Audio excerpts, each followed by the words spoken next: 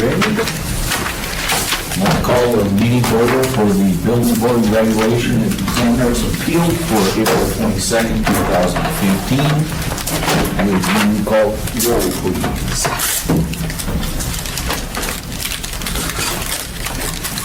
I knew I forgot. First thing out of the gate. There we go. Okay, Mr. Feller. Here. Mr. Straight. Ms. O'Donnell. Present. Mr. McCann. Present. Mr. McKee. Present. Mr. Cowling. Present. Mr. Hickle. Here. Mr. Field. Here. Mr. Loken. Here. And Mr. Moon. Here. We have a quorum? We have a quorum.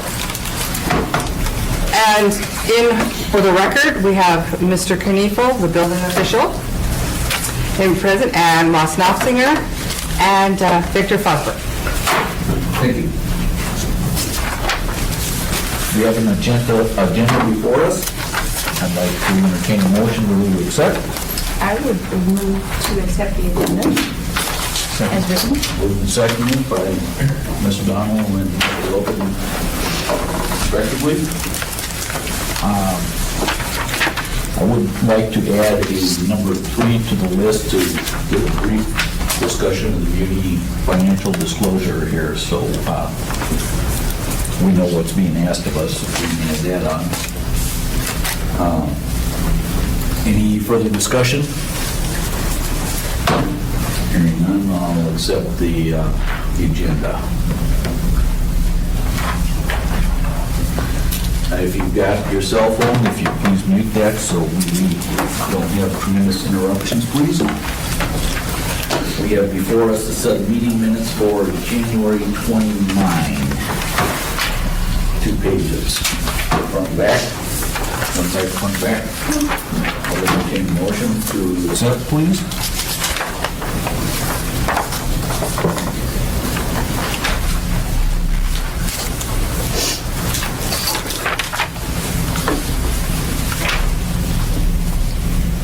I'll make a motion to accept. Is there a motion? Quiet motion? Motion by Ms. O'Donnell. Looking for a second? Second. Mr. Hickle? Any comments or discussions regarding the minutes?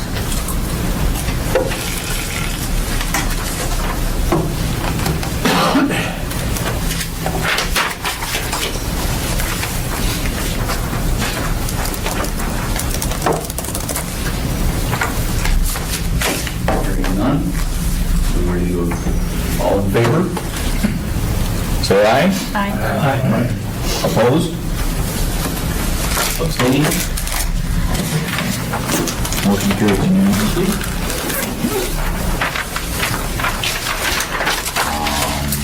New business, 2014 National Electric Code.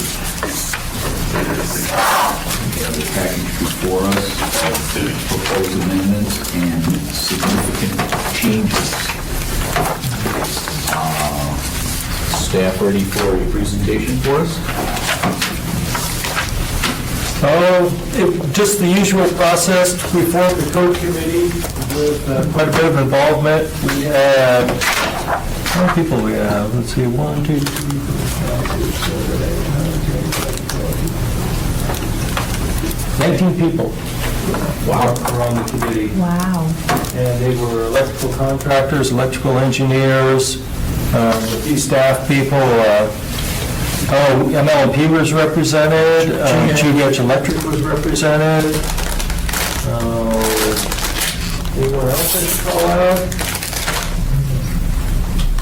And we met for, I don't know, maybe had about 5 or 6 meetings. And we basically reviewed the new 2014 NEC, and we then also reviewed our amendments to the 2011 NEC to see if they were still applicable. And ones that weren't were deleted. A few new amendments were added due to changes in the 2014 NEC, and some of the wording of the existing amendments were tweaked. I think at the end of the day, we feel like we have a pretty good product, and I would like to let Eric and Preston probably provide input on how they feel about how the process went and what we ended up with. It was actually very enjoyable. It went very well. Everybody had a, point of view, and it free-flowed very nicely, that we just went through logically each section of the code. Didn't have any problems. I think probably the only one that probably must be slightly concerned that somebody will have issue with is probably the 2-pole versus 3-pole transfer switches. Other than that, everything is pretty innocuous in pretty logical changes. Made everything easier, not worse. The 2-pole versus 3-pole switches would have a cost impact, but I think at the end of the day, we felt like it was a good way to approach it, because it is a kind of a gap in the NEC that it's not clearly set up in a way that you can, in residential construction is where we're applying this. There's not a requirement for engineering, so there's no drawings, so the electricians are going out and bidding these things one after the other, and there's a gap into if it's a generator that's not going to be present when the installation is complete. There's 2 different ways to ground it, and it has to do with how many holes there are, so it's really a gap that if they buy that generator later, they could easily have a grounding issue that's dangerous. So we were trying to clear that up to where it was going to be wired such that it could be done correctly no matter which generator they purchase. And what's the cost difference between the 2-pole and the 3-pole? Let me just say about Anywhere between $100 and $250, depending on the brand. So the cost of a home is pretty small and insignificant. And it's not like you're, the people that are just barely getting by are buying a transfer switch and a generator. It's usually your houses that they're wanting to put in a generator, and that's usually not the house that a $250 upcharge is probably going to freak them out. Cost less than a coffin. Yeah. I don't know if that's what I compare it to. It seemed like a reasonable approach to and cost-benefit ratio there to solve the problem. I think it certainly protects the homeowner from spending money twice when they find out that they've purchased the wrong generator. Well, in reality, if they move and they sell it, and someone else buys a different generator and brings it in, then they're not protected either, so it's protecting everything down the line for long term. Yeah, they're right on point. Victor Fosberg, lead electrical inspector, and this was presented more by the contractors. We had done an informational letter earlier, a number of years ago, sort of stating our concerns and what we were going to require, but the reality is what's out commercially is about 50-50 on how that's grounded and bonded. And unfortunately, with the 2-pole transformer, or 2-pole transfer switch, it's impossible to do it either way. The 3-pole is the only one that's able to do either way, depending on the type of generator. So along with what Preston was mentioning is, their choice is then either to rip off this transfer switch that they spent, $1,000 or a few $1,000s getting installed because their old generator failed and they bought a new one that didn't comply, or they just bought the wrong one. So this was really an issue that it provides for a better system, not just for that initial owner, but the future owner. And we know the reality is most of them, even if it was wrong, they don't get us back to look at that generator hookup. So they're going to tie it in, which then means we know they're not going to be able to tie it in a legal manner, and so now we have a life safety issue, not just to us, but potentially to the linemen that are working on that system. So is this applicable only to transfer switches for generators? Is it going to be on all facilities? Yeah, it would only be it's only applicable to transfer switches that are to portable generators. So specifically a matched fixed system, we would look at all of it and make sure it complies, and you're generally, in most cases, you're buying a matched system, if it's a small enough one. If it's a large enough one, then that's already addressed under engineering in a commercial setup, so. So the majority of John G. culverts won't be affected by this. Well, most is the Portable generator for the... Right, it's going to be most people that are calling up and asking the different contractors, and now the contractors have that level playing field that they're going to, that was their, correct me if I'm wrong, Preston, the response was a level playing field that they're saying, this is what we need to install, which now, as it is now, they'll come back and say, I can do it $200 cheaper, you don't need that, and the person gets a product that basically it could be dangerous to them and the next person who does it, or just more costly if they know what they're looking In at. my experience, the person wants to go out and buy a generator themselves, and that's where we need to think about outreach to those that are selling generators here in Anchorage, because they don't want to pay your contractor to go buy the generator. Trust me, they don't want to pay them like that. Well, they want to go look at Costco, they want to go look at the different places, find the one they like, and the reality is it's 50-50 on how they're bonded, whether it's a floating neutral or it's a bonded neutral.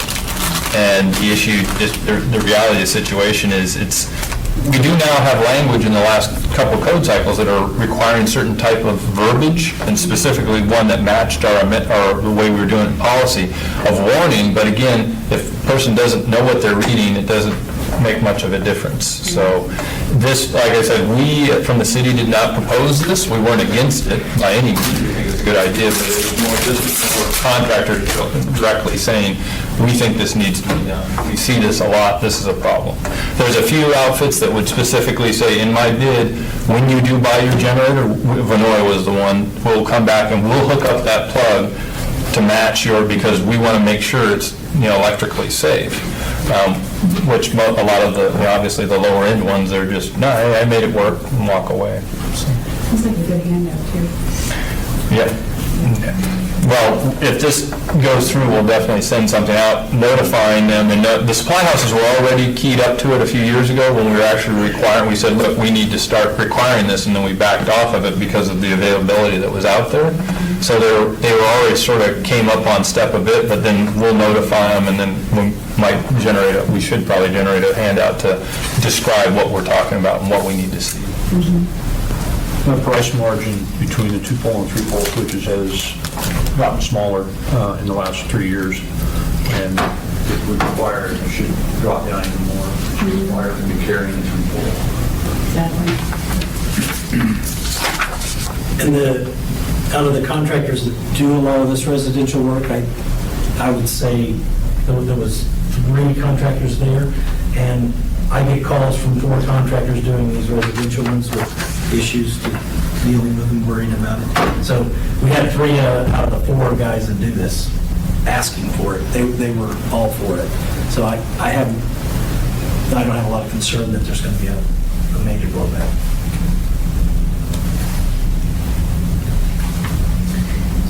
Anything additional we should know as we look at the code and its amendments? Can you explain number 1 real quick? Okay, that's a multi-wire, that's one that actually is missed. It hasn't really been highlighted in a lot of, it's been mentioned, but the importance of it hasn't been highlighted in a lot of the changes books, which I think is unfortunate because what they've written is a huge issue. And the code for the last number of cycles has been concerned about shared neutrals, right? About circuits that are sharing a neutral. You may have circuit A, it also uses the same circuit the neutral that circuit B uses. The code knows there's some inherent dangers to that, so they've been trying to limit its usage. The problem with what this tells you is you can no longer have on an emergency circuit use where it's sharing a neutral of another circuit. So if I have my emergency lights in this room on one circuit, it can't be what they call a multi-wire circuit where it's sharing the neutral with the circuit that runs the receptacles. For obvious reason, because now they're required to be handle tied, so if that trips, now you have the potential of losing that emergency system. The problem with that amendment is if you look through Anchorage, I would say 95% of the buildings that have 3-phase power use multi-wire circuits to run all their lighting, which means almost every system you have has an emergency system that is a shared neutral. Which then, because they didn't give any definition to it, they just said you can't do it. From the building department standpoint, we were going to be in a place where, okay, now you've come and remodeled this one office, you're going to have to change that circuitry for this whole floor in order to remodel that one office. And that's why we modified, we put some limits on it and said you can do this we really tried to narrow it so that if you're going to do a large space tenant remodel, you're going to end up having to change that system, but that's not that big of a cost because they're already probably rewiring stuff. Are we limiting that by square footage or by level of TI? Yeah, we actually did it by the units that you're putting on that circuit. So you can actually add, so it would include that you could put, even if you were just doing and changing the egress paths, you would be able to still put enough exit signs on there, unit equipment, that it wouldn't violate and make you have to change that whole floor or that 3 floors of the building. Same, if you modified a couple offices, you may be able to change. Additionally, we also did it because we have so many retrofits going on. If you went and retrofitted a setup, you could still retrofit and stay, with a certain amount. You could retrofit all of them and not increase your number at all, and this won't kick in. Which we thought, with LEDs and the retrofit packages that are going on, that would be a massive cost if you look at how that would be interpreted by the way they just left it blank and said you can't do this. For an emergency circuit, it was going to put us in a tough spot, and it would put the contractors by far in a tough spot. It was, from a new building, it's not really an issue. The designers know it, they're going to design it that way. It's remodels and small alterations and retrofits that this was going to be a massive cost if it was enforced literally the way it actually read. So we tried to put some limits on it, but not so much that we're actually weakening what the intent was. So.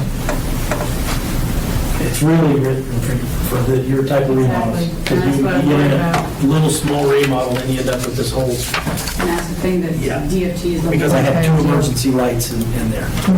Exactly. Yeah.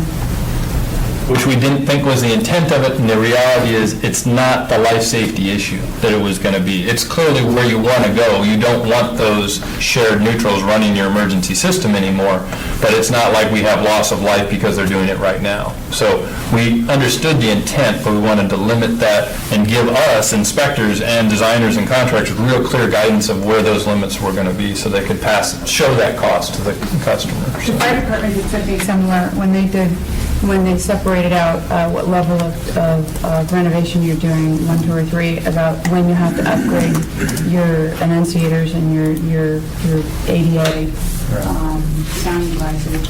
And that's the question I face every single time a TI comes out in the building I work in.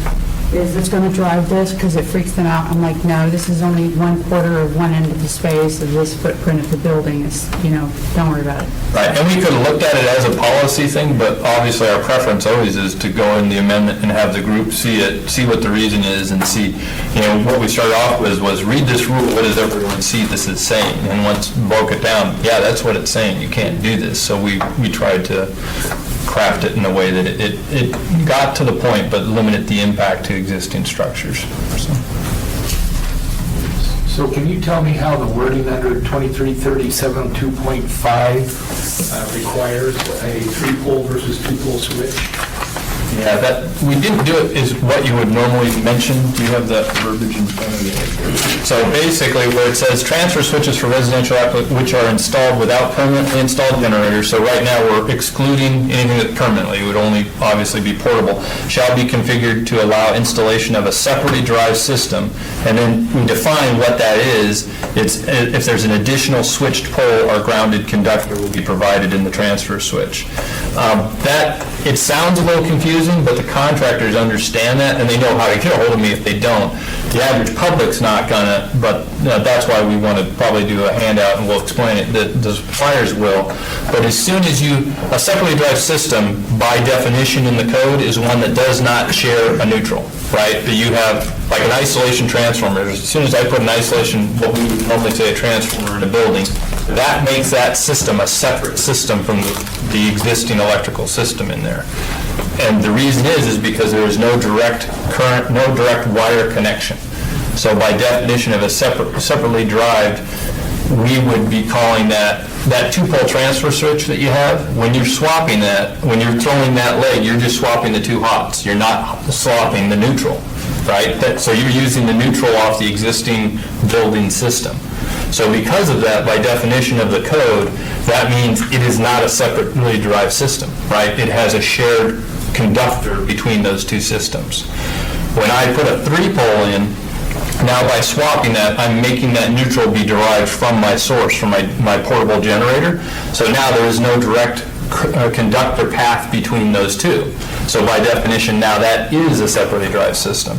So instead of just saying we want a two-pole or a three-pole, we defined what they're actually trying to do. The reality is, it cleans it up for, let's say, the very rare circumstance that they wanted to do just a single pole, transfer device. You would still say, no, you're going to have to, even if you're doing a 120 circuit and swapping it, you're going to have to swap that neutral over. You're going to have to give ability to swap that neutral so that you can wire it whichever way, whatever type of generator they brought into place.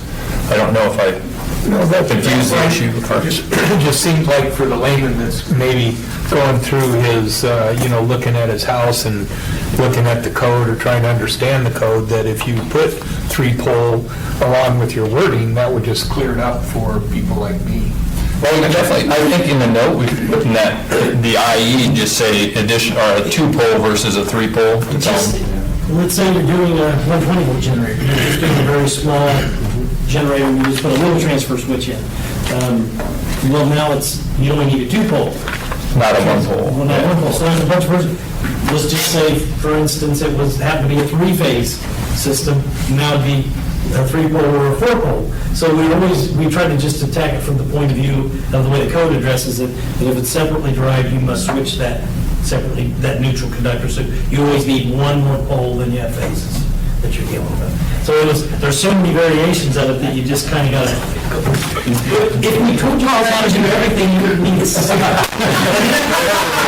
Maybe that's it, I don't know. For who crafted the language, because I was worried, how do I get that verbiage across by using the three-pole, two-pole, and sure, 95% of them, it's just a two-pole to a three-pole, especially on residential.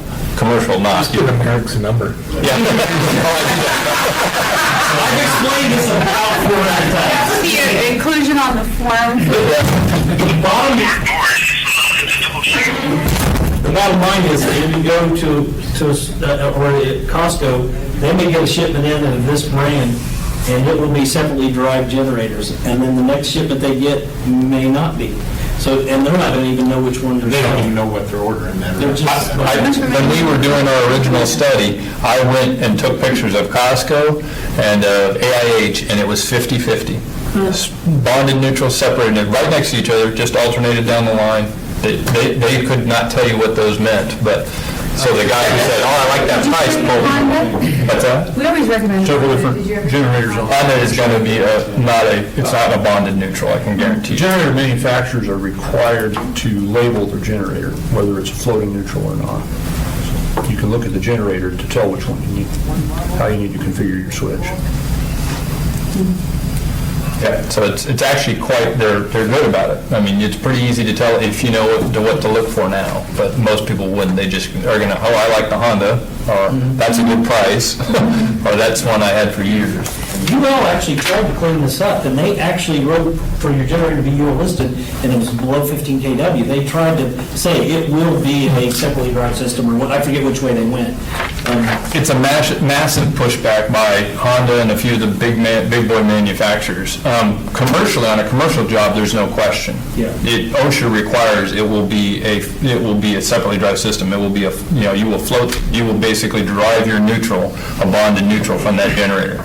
You don't have a choice. And a lot of the commercial generators have a method you can go in there and swap it, actually, but most of your residential version, they're one or the other. And they were, like exactly Eric was saying, they were trying to push it, they pushed it into the code, we thought it was going to happen, but the blowback has said no. does this change if you rough in my house and I tell you what circuits I want to go on the generator? Like Craig did? Like your point. Does it change the wiring? No, is what this, It doesn't change any of the neutral wiring? it doesn't change anything about how it's wired, it only has to do with the way that we deal with the transfer switch and the way the neutral passes through that transfer. It allows you to switch back and forth. In fact, wiring this can be done this way. We would be able to handle any generator. If you switch brands, we'd be able to switch it. Hey, so I hate to interrupt you, but, oh, I'm sorry. Go ahead. So this language allows that if you wire one for this requirement, but it doesn't have a permanently fixed generator, you have one and then you switch out and you go to another brand, it could be reconfigured to handle either type of system. So that was the goal of doing it that way. Yeah, I just wanted to, the neutral work is limited to switch. But in all honesty, it's above even a relatively savvy homeowner. There's some things they're not going to understand. Well, I'm glad I don't have any more questions. Anybody else?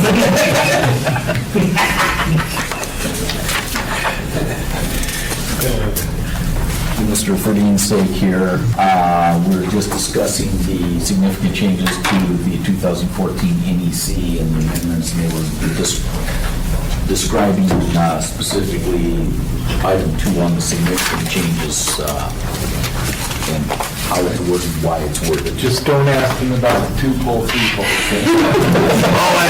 I'll explain it. Without saying Madagascar, just smile away, boy, just smile away. Trust me. Thank you. I apologize for being late, Mr. Chair and President, board members. Apologize for interrupting. What's your excuse? 8 pounds, 8 ounces, 19 and a half inches. Well, that was about 15 years ago. Still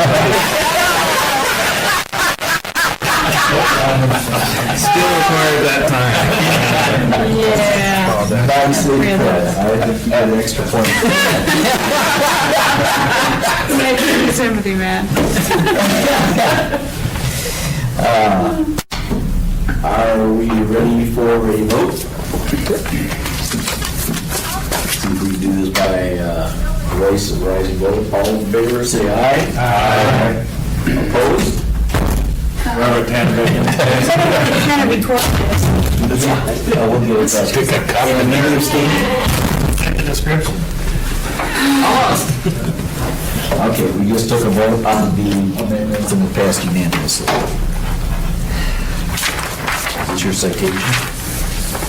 Our citation. Okay, who made the motion? Ago. That's why you need. I think you kind of skipped it. Did you over? Okay, yeah, we're going to take it over. Now I'll entertain the motion, because there was a presentation and discussion. We kind of jumped. A guy? Okay, I'll entertain a motion to accept the code amendments submitted here.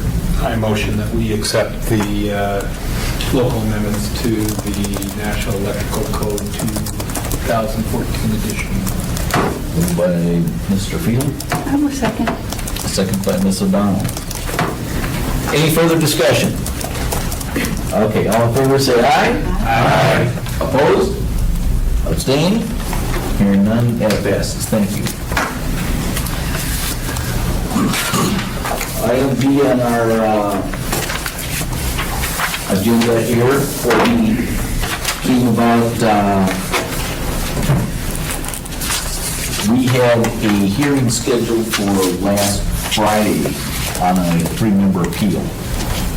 And Wednesday afternoon, the appellant's lawyer delivered a binder full of about 2.5 inches of paper to us. 4:30, I think I got mine. 4.5 inches. A 4.5 inch binder with about 2.5 inches of paper in it roughly, and did you even get it before you left? No. Yeah, so you effectively, you had one evening to look at it. And This was obviously not acceptable to the board, and we had a choice of either throwing out the packet for being too late or delaying the hearing, and we elected to delay the hearing.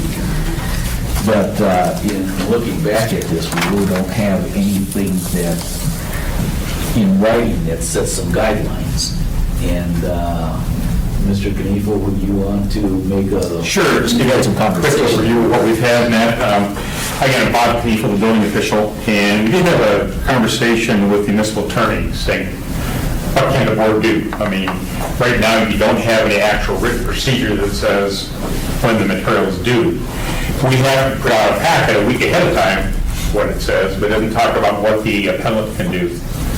And again, the concern, same as Mr. Boney was, with, we got this on the same time you guys got it, we get this 4.5-inch packet of material, a 37-page appeal inside of that, along with 40 different submittals. So we're concerned what do we do, and what Dennis Sweet, the municipal attorney, said is you as a board can make your own rules if you want to. There's a boards and commissions section in the actual municipal code that says you can establish your own rules and standards. And so at this point, you don't have a rule or standard about when the appellant has to submit materials. Excuse me. So that's probably an issue that you could take up and just make a decision on that. So I think it's really bad when, again, day and a half with the meeting, you have the full stack, and it puts you guys in a really bad situation in that. And it's probably not fair to the board because, I mean, you could be, the bad guy and say, well, we're not going to accept it because it's too late. That's probably not the right approach. And in this particular case, we know it's going to go to Superior Court. I mean, there's a track record here that we know where we're going to end up at, and we need to follow all the rules that we can on it. So I thought maybe it'd be a good idea just to kind of maybe establish some type of a time frame. Again, the staff packet has to be out at least 7 days ahead of time on that. And what we like to do is include the appellate packet with that, so that when you get it, you get all the information.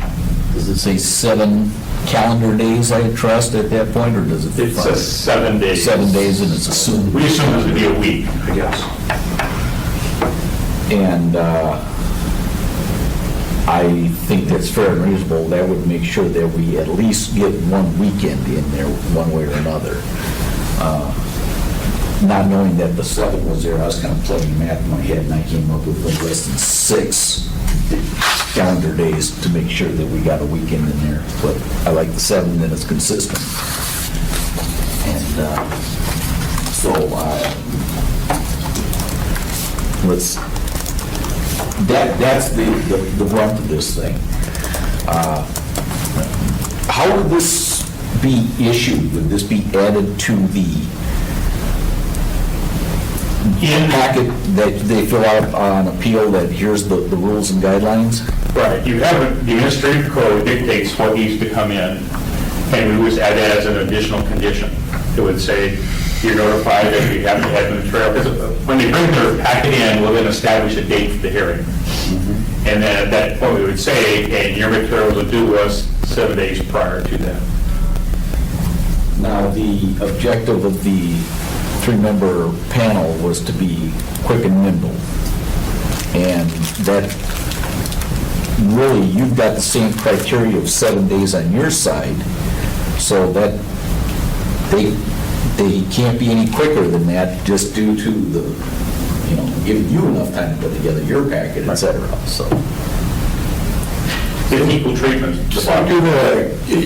Does the appellant ever submit, this will be the second 3-member panel I've been on, do they ever submit their information along with yours? Because the first panel I was on, we never got any information from them until the day we sat down for the appeal.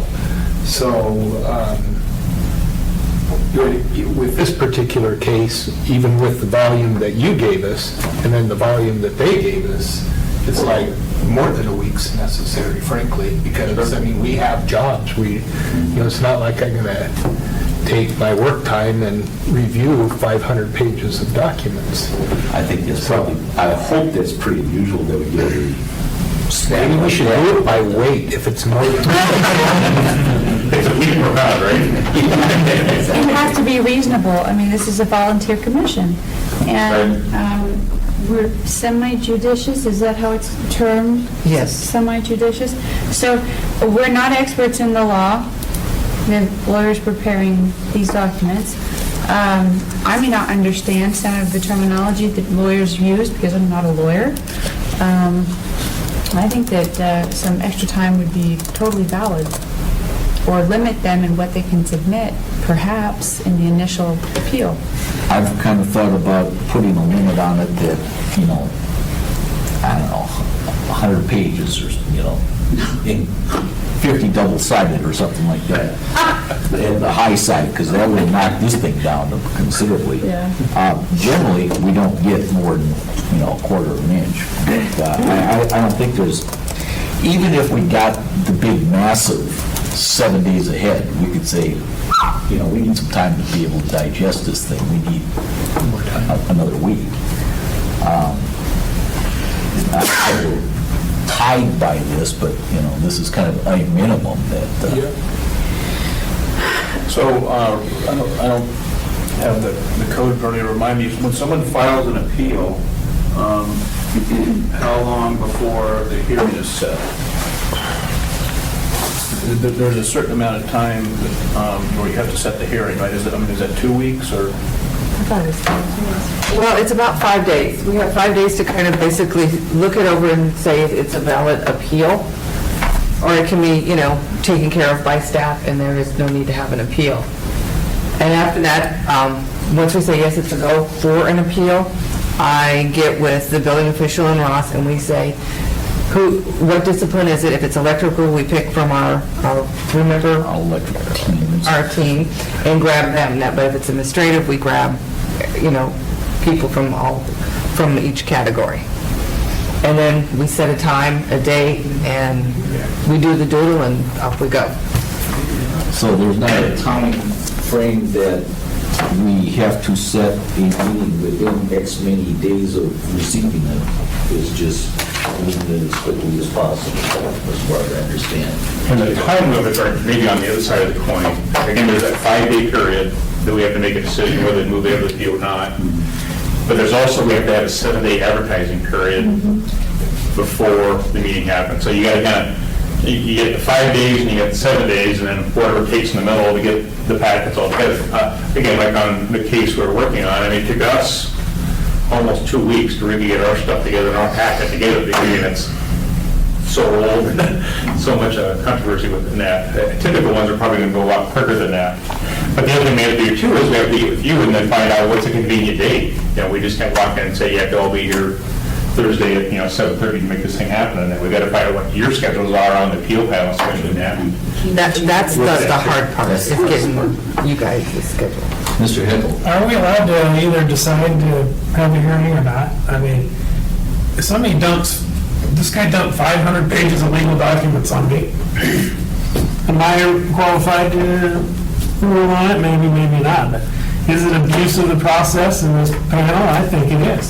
They're going to lay this stuff on me. I don't care if we're being recorded right now. Were you there at the meeting where I declined to rehear a hearing?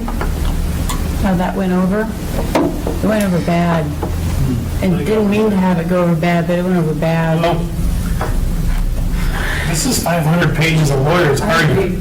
And you know what? I feel like just saying, go take it to court. Unfortunately, they have to go through the three-member panel, to the full board if they don't like the panel hearing, and then they are allowed to take it to court. No, there's a one step. They have the 3-member panel makes a decision, and if they agree with the decision, it's over. If they don't agree with the decision, then they can come to the full board and ask for a de novo hearing, which is a hearing based upon just the facts. There's no presentations in that. You just take what the record says. Yep. But then it comes to the board, and they can decide, one, you want to have the hearing, yes or no? Because you don't have to have a hearing. You can say, we're not going to hear this, and it's over. Or you decide, yes, we want to hear this, because maybe we don't quite agree with what the 3-member panel did, and we'll hear that.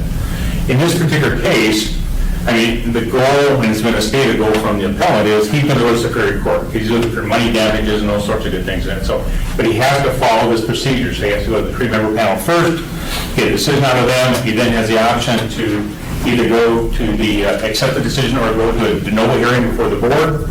You then have a decision that says we're going to hear it or we're not going to hear it, and then you move on forward to Superior Court and do what you have to do to make that happen. So, and this is a very strange case, because what you have is, he has developed his entire Superior Court hearing packet and presented it to the three-member board, which I'm with you that it seems like it's total overkill, but that's what he's done. So he's going to save himself a lot of work later on, because he's got everything on the record now, because this whole record then will move forward to the Superior Court. That's where it ends up at.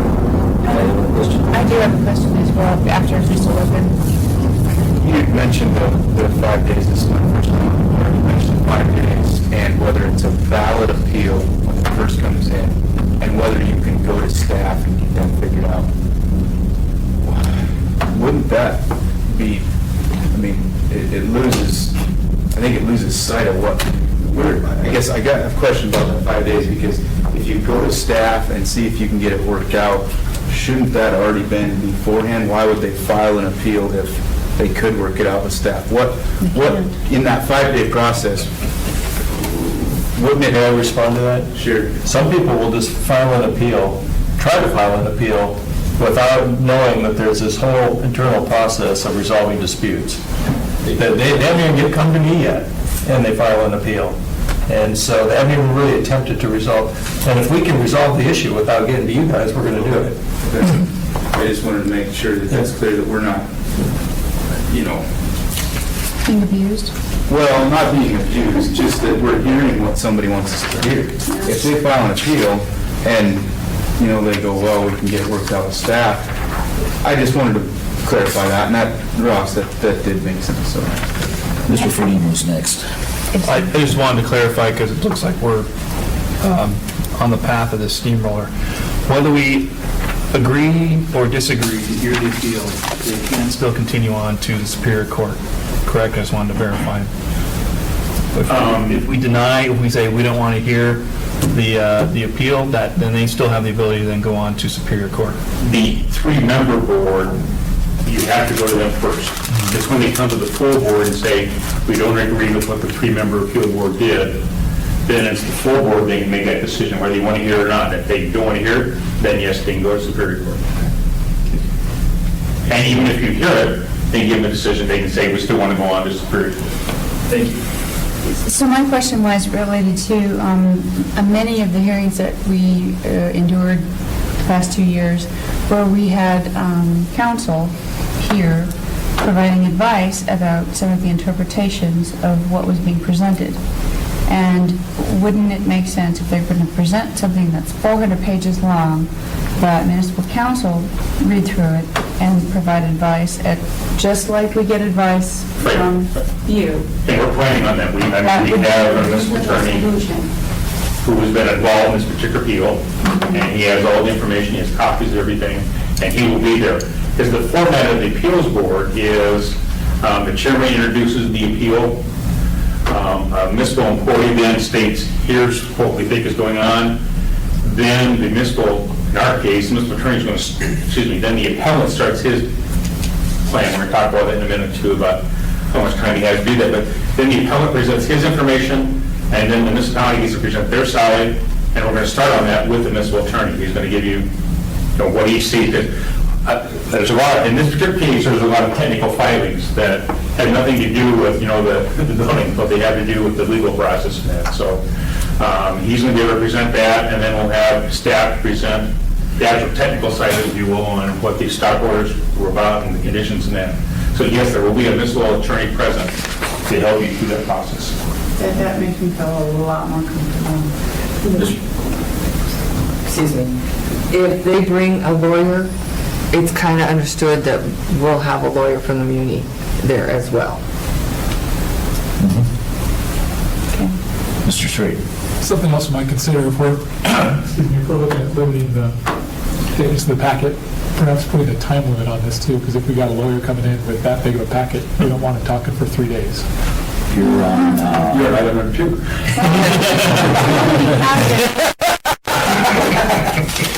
which is absolutely part of the agenda. I'm just going to take one step at a time. So, Mr. Fuller? Isn't it true that for the three-member panel hearing, that the appellant has to prove their case during the appeal, during that meeting? In other words, if they gave you 500 pages, the burden's still on them to prove their case in their presentation at the meeting. Well, we could run this in such a way that they give us this, they get a short presentation that we'll discuss and be able to introduce any new facts that they feel deemed within that time frame. But our goal is not to let them try court here for, 4 days. It's to keep it moving along quickly. Am I correct in that synopsis? I mean, my point is that, they can submit 500 pages, but they still need to prove their case in the presentation at the panel. So you don't have to go through every page of that 500 pages. That's why we want to get it ahead of time and then limit their time for this discussion. Because I don't want, a lawyer who never use 100 words when 500 will do. They can go on and describe every page of this thing in detail.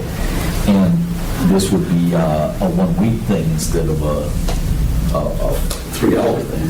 Well, if you get blindsided with a packet like that, could you not just adjourn?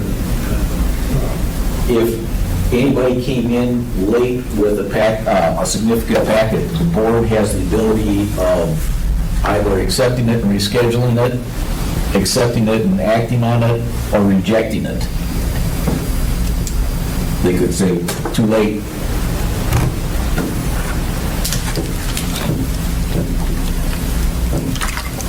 Now, do we actually have to make a motion for this, or do we just kind of agree for policy? How does this get done? This is a little different here. The motion is the best process. Okay. Yeah, it's all been agreed upon. We will put it into the standard meeting policies now and say that you need to submit X days before. And I kind of see the two of them, though they're related to each other, and being two separate motions, 1 and 2. Ultimately, they would be, but. Excuse me? I would like to add to that motion or have a second. We don't have a motion yet, so. I'd incorporate something, if the information on this is so voluminous and of legal fashion beyond our expertise, that we have the ability to reject it outright. I what if somebody brought us 1,000 pages? Are we really tasked to go through all that? On an iPad, you can make it limitless. What? On an iPad, you can make it limitless. And it could be just unending documents. Is it appropriate for you to bring that up or not? To keep it within reason. Right. We're not lawyers, we're not a court that's going to be here for 6 years and fight the Exxon Valdez trial, Don't we have that ability at the three-member panel and at this panel to just not reject it? Or to reject it, there's no... I'm trying to talk in turn too, so I apologize. Well, we consider We kind of did that, didn't we? creating a page limit. We can stress brevity, that we don't want volumes and volumes and volumes of paper. We are going to discuss this one item. Your packet needs to be relevant to that one item. Mr. Ferdine. I know this puts a little bit of also additional work on staff as well, but can we, as part of those requests, request a maximum 2-page executive summary of the case from both sides? Well, we did get an executive summary from Bob, and, that's actually what I've kind of gone to in the packet there is they've done kind of, not an executive summary, but they have a listing of all the actions that have happened since 2001. That's how far back this goes. And if you just go through the executive summary and you go through that, you can kind of get a sense of, well, you get a real good sense of what's going on, but I think that would be really good unless they have some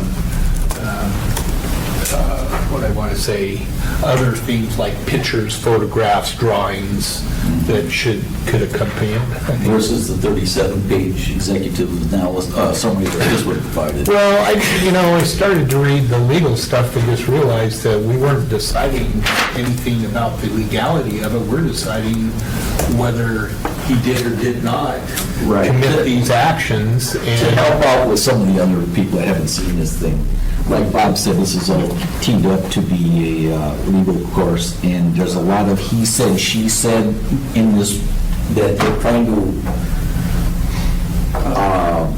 assign blame.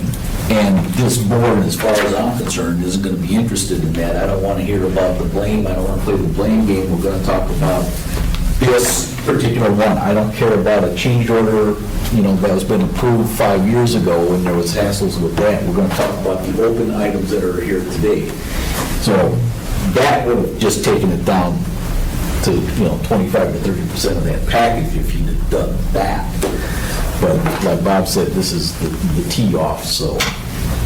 so I think executive summary, I forget who brought that up, it's a really good idea. I don't know if 2 pages is enough, but, 3 or 4 pages, 4-page executive summary. And then if they have drawings or sketches or other things like that they want to show, that's fine. But then maybe limit that too. That would be easy enough. And, but then again, if you get that from a legal, the last one I was in had no legal representation or anything, so I think this might be a little bit unusual because it's been going on since 2001 and it's 14 years old and they've been building a case forever. Mr. Freeman? I was just, I think everybody knows, I just want to make sure, because this is on record, we got to be careful of what we say about the case from those 3 who do know about this, about what the thing is, just so we don't get into a unfair advantage of discussion of the case before it actually comes to the full board. So be mindful, let's try and keep it all as generic as possible right now, just so we don't taint any sort of additional he said, she said, lawyerish stuff. Another quarter-inch of paperwork about this. Mr. Conley? I'd like to understand the timeline process so that we can make a motion. It sounds like somebody has an issue, he comes in, he may talk to you guys first, and if that doesn't seem like it's going the way he wants to, he says, I'm going to file an appeal. When he files that paperwork, he has 5 days until you guys decide whether there is going to be an appeal or not. So at that moment, you say, yes, we'll grant you an appeal. You guys then have to start setting a date within 7 days of that. Or is No. it? No? No, there's no time frame that. Oh, there's no time frame for that? No. Okay. No, But we you- worked up, yeah. But you provide a packet within 7 days prior to whenever the meeting is going to be set. Okay. So if someone dumps a 500-page document on you, that I assume that means you've got to collate that or copy that or somehow put that into something that you can also provide that for. Lawyers are going to wait, if we give them 7 days, they're going to wait. It's going to come in at 5 o'clock on the 7th day before the meeting. So you're not going to have any time to, I think, copy that, collate that to give it to us. So I think if you do set a time frame, which seems like a great idea, maybe it's got to be 10 days to give you guys a few days to put that together so you can make one packet, you distribute, and have a meeting scheduled. That's how I have normally done it, Why wouldn't but the they- packets have been small. Why wouldn't they be required to provide a copy for every member?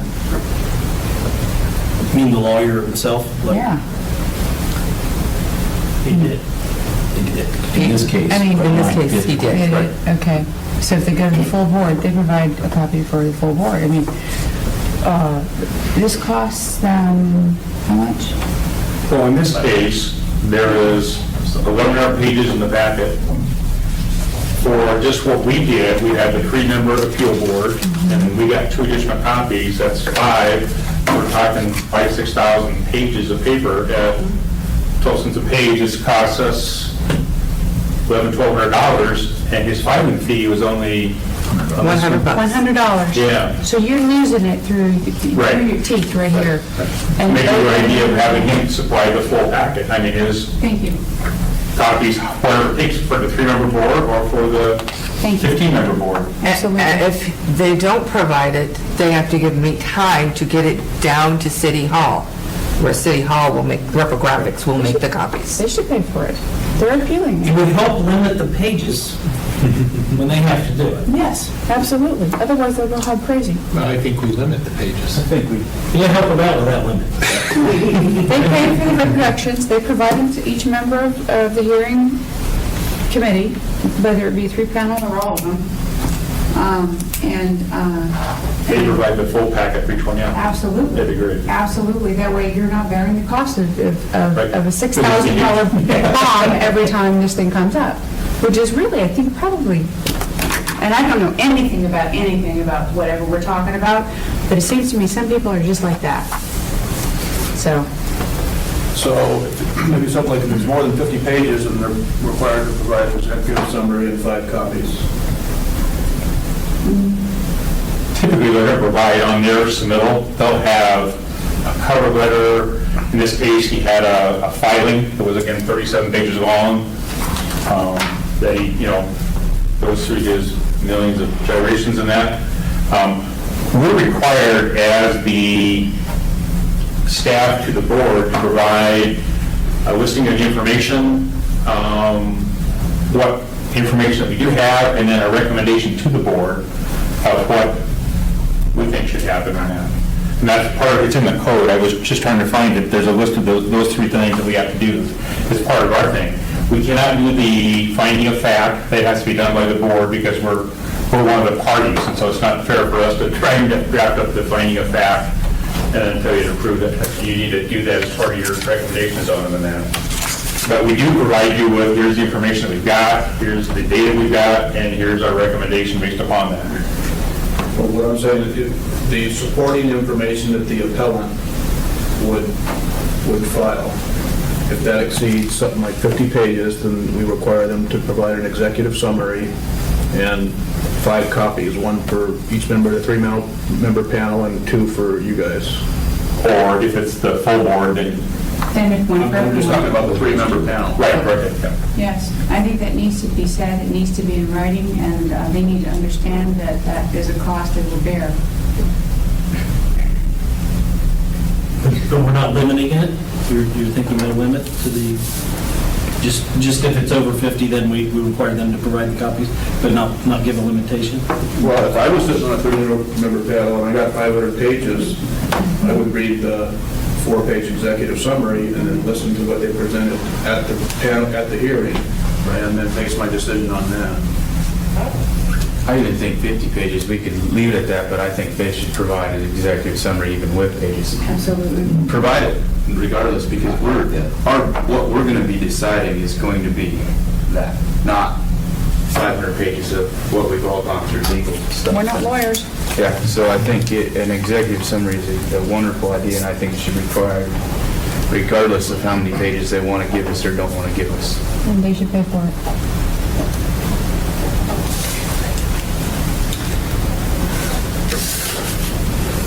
Do we have the ability to ask them to, or to require that as a board?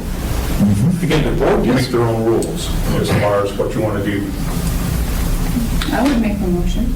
Well, let's hold off on that for just a moment. We'll tie B1 and 2 together in the motion, do it in one shot, make things a little bit simpler. If I may. Number 2, the appellant and staff presentation times is not limited right now. It mentions here that the Assembly, Planning and Zoning Commission, ZBA, et cetera, use a 10-minute rule for the presenter, and I think that's really fair and reasonable. But I don't want to have a lawyer go into a long dissertation for endless time when, like I said, don't use 100 words if 500 will do. If we set some kind of timeline on it, then they'll know up front as they come in what their presentation needs to be, and keep it brief, keep it direct, and keep things moving. Only one comment on that, sir. Ms. O'Donnell? What about staff? May need more time to explain, especially the municipal attorney, to us the interpretation. I think what the initial presentation can be limited on both sides, but once it gets into the board's hands for discussion and question, that's that's our time. Got it. Okay, cool. So that should be given to us before, or be part of the executive summary. Well, I'm talking, what are you referring to? When she was saying about the municipal attorney needing to explain. Well, as we get into this, we're going to have questions back and forth and whatnot, and that's kind of not their time, that's our time. Right. If we keep them limited to, I'm just going to throw out numbers without thought here. If we said the municipality gets no more than 45 minutes to present their case, the appellant gets 45 minutes to present their case, the municipality gets 15 minutes of rebuttal, and then it gets over to the board, then we start ours, and we can be asking questions of legal that's on our clock, so to speak, but we've limited them to 45, 45, 15. Mr. Chairman, if I could, the way there's actually an agenda in the administrative code, and what it says there again is, you introduce the case, municipal staff gives you a very quick synopsis of what it's about, then the appellant gets to speak, then you get to ask questions of the appellant, then the staff gets to speak, then you can ask questions of the staff, and then the hearing part is closed. And then you're open to make motions, to ask additional questions of the staff or the appellant, as you want to do type thing and that, and then move on from there. So that's kind of laid out in the existing adopted administrative code that you have. So technically, the appellant doesn't have a rebuttal time, technically. I think he does, I'm sorry. I thought he did.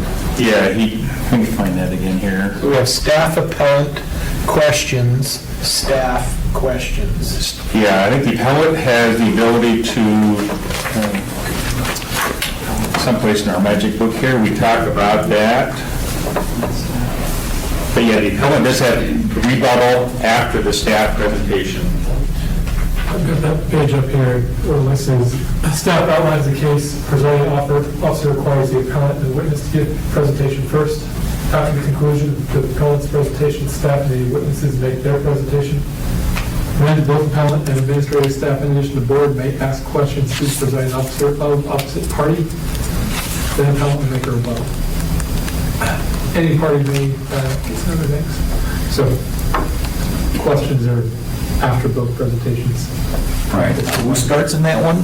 There's a staff presentation, then who presents? Staff summary, appellant, staff, questions, appellant, rebuttal. But there's no time limit on the rebuttal? No time limit on anything. That's the problem. That's what we're here to do, is set some time limits in here, so they understand when they come in, it's not going to be a 6-hour dissertation, they're going to have X many minutes to present, and hit the high points and move on. We've already read the packet, we know what's in it.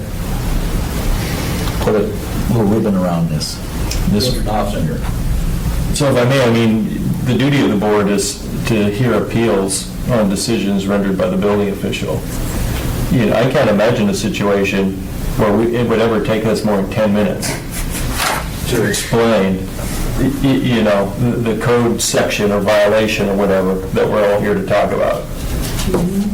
Now, it's not intended for you guys to hear a case be litigated in front of you for 3 days. So I think you could probably set your timelines accordingly. I like 10 minutes, 10 minutes.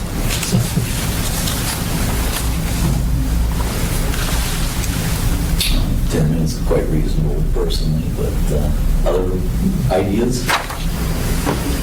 Mr. Chair? Mr. Feller? I think the time limit on the presentations need to be the same for the appellant and for staff. And like Ross said, the staff's never going to use that amount of time. My thought was 30 minutes. Your suggestion of 45 sounds reasonable. I think something something of that magnitude would be. I like the 30. Leaning toward the 30 myself. Yeah. Each? I think 45 is. Don't board members have the ability, just like the assembly does, to ask more questions if they feel that they... Right. Yes, sir. I don't think we limit the question period. I think we just limit the presentation from the appellant and the presentation from staff. So that we limit the questions, because you don't know how many questions are going to be asked. And we've got the ability to limit that. If you ask a question and some attorney starts going on, you can say, thank you, you've answered my question. So, and then there's a rebuttal in there, one rebuttal as well. Do we need to limit that? I think we should. Well, if we Rebuttal have to should the be half the question, there's time. no rebuttal, right? 10 to 15. How long you said you'd like for staff presentation? I think we're going to do 30 on the presentations, 15 on the rebuttals makes sense. No, I meant the initial presentation of the case. The initial presentation, that's probably like a 15-minute deal, you know?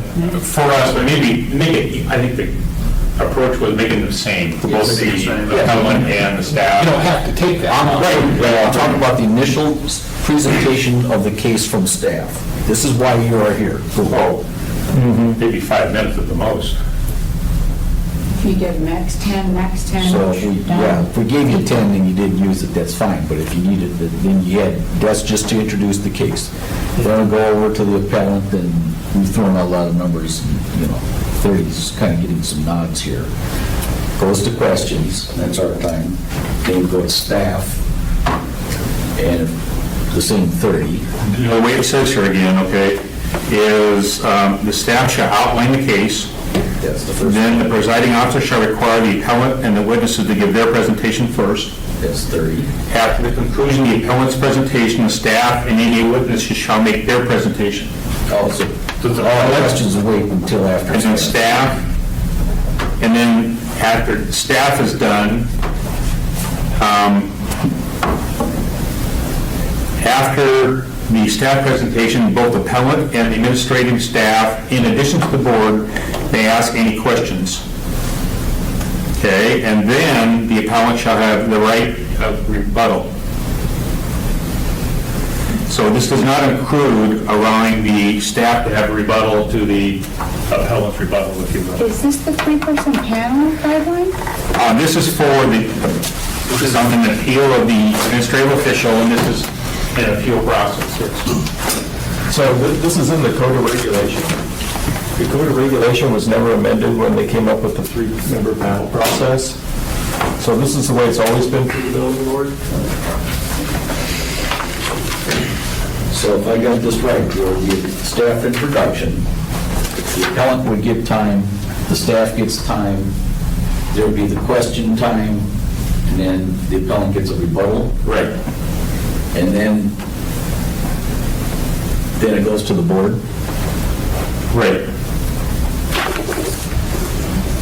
The one thing the assembly does, when they set their time limit of 10 minutes, what the appellant can do is they can speak for 7 minutes and reserve 3 minutes to do the rebuttal after staff has made their presentation. I mean, that's how the assembly makes it work in that, or planning and zoning especially does that a lot, where they, you know, I'll take my 10 minutes, but I'll use 7 right now and save 3 minutes for rebuttal. A lot of times they don't use a rebuttal, but sometimes they may want to do that. It's another approach.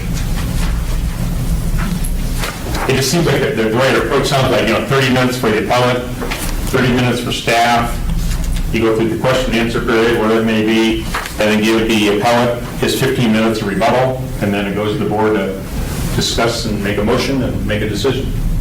So we don't limit the question and answer period either? That's our time. I think that's, But I thought, but also it said in there, It's how you can ask questions too. appellant as well. Right. Ask questions of the board. But they have to go through the board to ask that question. So the board can say, hey, you're getting off line here, and that you're not following. You're taking my time. Well, and in most cases, you want to keep them on focus on what the issue is, because by that point, you've heard the issues. It's not like you need to know what the guy's shoe size was and those kind of things, so you can kind of limit, what he's going to be asking questions about, if you will. Mr. Hickel? If there are witnesses that are material to me, like whether they may or may not be aligned with the appellant. Appellant, is that right? Appellant. Appellant. Are they going to have their own time? Are we going to allow to ask them questions? I called Wheeler and asked him, there's questions that I have with people that I want to talk to. Am I allowed to talk to them? He said, no. You're going to get that chance at the meeting. And so if the witnesses that are there are not part of the appellant, are they going to talk? I think that's part of the appellant's time. That was a question in my mind as well, is do they each Well, what get 10 if some of the minutes? witnesses are at odds with this appellant? I'm not saying they are, but would they want to get up there, or is the appellant going to allow them his time to get up there? Oh, so public testimony, so to speak, Yeah. within Well, the... they're littered through the paperwork, these people that are part of this, and I don't know if they're going to be able to speak or not, or we're just going to have to assume everything. Yeah, we haven't really talked about any public testimony that we... Does he get arranged to have all his friends and neighbors together? Is Public? Yes. It's public. Well, there's witnesses in there that are listed in this case, and some of them I'd have a couple questions for, and maybe not, if I can make my decision without it, but I'm wondering how that's going to work, because the way I... Well, letting Bob look into public, Mr. Klein, I was just, hold on a second, did you have an answer on that one? Well, again, if we follow what's in the administrative code, it doesn't show any place for other witnesses. Yes, it does. I don't mean Ms. to O'Donnell. contradict. However, the document that Mr. Straight loaned me on 2310-016, order of business F. After the conclusion of the appellant's presentation, the staff and any witnesses shall make their presentation. Both appellant and the staff, administrative staff, in addition to the board, may ask questions. But it sounds to me like they shall make their presentations, so they get their own presentations. Witnesses, so to speak? Staff and witnesses, there's a litany of individuals that are going to get their own time. 2310 what? 2310-016, approximately, Is that only if they're called? Is that only if they're called, or they just get their own? show up. I don't know. I don't know how it works. Could be a lot of people. Mr. Straight? My reading of this is that there's a section for the appellant and their witnesses, and we're going to want that 30 minutes. And then the staff and the witnesses, and that's 30 minutes. It's not staff gets 30 minutes. Each witness gets 30 minutes. That would be, maybe it requires clarification. Okay, what happens if there is a case before us, I'm just asking here, that is in my neighborhood, and I'm not on the board, and I'm using myself as a bad example because I can't, but I want to speak against, on this case, and I'm not related to either party, but I have an opinion on it. We're in the, we're in order of business. If you're not a witness for either the staff or the appellant, you cannot speak. Wow. That's what my understanding is. Well, but And see what happens. it does say in section F, under that 10.016, that the staff, any witnesses shall make their presentation. I mean, in this case that we've got, we're going to probably hear from two people, adjacent neighbors that'll probably want to make a presentation of some type. Okay, my question's answered by that. So you'll get to ask your questions. Yeah, I'm sure they're going to get to provide testimony. My question is, does that come out of somebody's time, or do they get their own time slot? And if they get their own time slot, how much time do they get? You ought to probably set a number on that. Mr. Straight? Again, my reading of this is that the witnesses get time. It's the staff and their witnesses. So the staff gets their half an hour. If they bring a witness, that witness can speak. There's That's no part of allowance the over time. here for the gentleman off the street or another lady off the street to come in and speak. You can't just come in and share your mind. It's got to be, you have to be called on by the appellant or the staff. Okay? Would count against their time in that case. I think you need to make some time limitations, or you'll be here forever, and then Mr. Fedina. Just a reminder, I mean, if staff was to say, we have a whole bunch of, so-and-so and so-and-so and so-and-so's here, and we fully have the ability to say, during our question period, we can ask people to come back up and expand on their situation. I mean, they're not, we can ask anybody in the room who's given as a witness questions. That is correct. So they don't need to have 30 minutes each. They can just say, I'm his neighbor, or I'm person X and my beef is Y, and my time's up. Let me know if you have questions. Mr. Bonnie, one thing that the assembly does is they give just rare witnesses 3 minutes. You as the appellant get, or you as the petitioner get 10 minutes, and then anybody who wants to testify gets a 3-minute window. And you always have the opportunity as the board to say, well, the 3 minutes are up. And then somebody will say, well, do you have anything else you want to say? Then they go on and on and on, because that's the question answer side of the house. But at least you do give them some direction there that, right? Your idea that 30 minutes for the appellant, 30 minutes for the staff, 3 minutes for a witness, and 15 minutes for the appellant rebuttal seems to be a fair approach. Then we have question and answer time as well. But you control the question and answer time. If they had to ask, it says, they have to ask through the board, so they can't just stand up and start going on. You need to go ask the board chairman, question A, where it may be, and then you make a decision whether we're going to go that direction or not.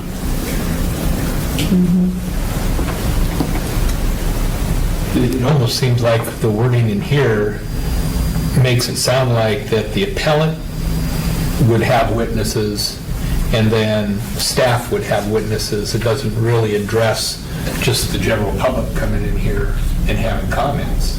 So I guess that's the other point. Can they just come in? I mean, can the public come in and say anything they want, or do they actually have to be a witness requested by the appellant or by the staff? Yeah, I mean, this says right, the presiding officer, the presiding officer shall require the appellant and the witnesses to give their presentation first. After the conclusion of the appellant's presentation, the staff and any witnesses shall make their presentation. And then as I read down through here, there's absolutely nothing that talks about the general public being involved in asking questions or wanting to have anything to say. So it's not clear to me whether they're actually here or not, or if anybody can.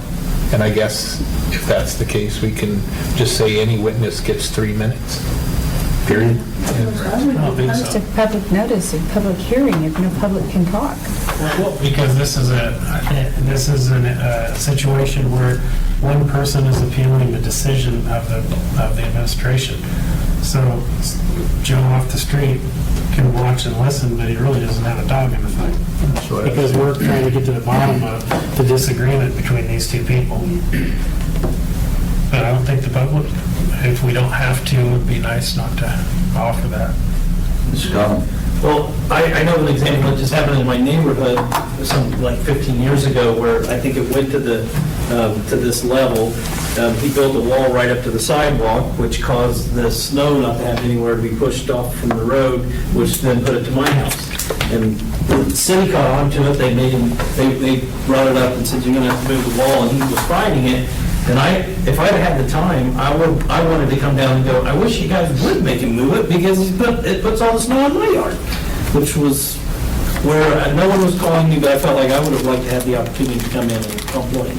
That's kind of where I'm coming from, is if we got to make a public notice on this, we're kind of inviting the public, but then you don't- you're invited to come, but you can't say anything. I think anybody that comes and wants to present something would have 3 minutes to present. It seemed to me you would have been a witness for staff. Yeah, but you just get this notice in the mail, because what happened in this particular case, they went to all the neighbors, and they said, if you want to participate in this process, here's when the hearing's going to be. So I assumed if I would have had the time and really been motivated, I could have come down and said my piece. I don't know, I definitely wouldn't have come if I just was going to come and watch. It's not uncommon in the muni for someone to do something wrong, the muni to cite that person, and that person ignore the muni and let this go on and on and on, and then for neighbors to get mad at the muni because the muni's not doing their job to make this person, correct the action. So there almost needs to be a mechanism where people who are not witnesses for either side can get up there and speak. Make me feel better. Check with Wheeler. And 3 minutes is not an unreasonable thing on that. I mean, I could have said what I needed to say, but it's not on my yard, it's really irritating. Mr. Freed? So typically in our agendas, we have a public comment period there in the beginning, or if there's anybody in the audience, they're allowed to come up and give us talk. That would have to be prior to the hearing. But then I think it does need to go to Wheeler, because if this is a semi-judicious action, typically, That's not necessarily public involvement. They can write letters that can include in the packets that go to the press. I think Wheeler would have to make that decision on. I think it's directly related to the case. I think we should tuck it into the case before us, the deal. Just, they get their say before it's even been introduced to the board, really.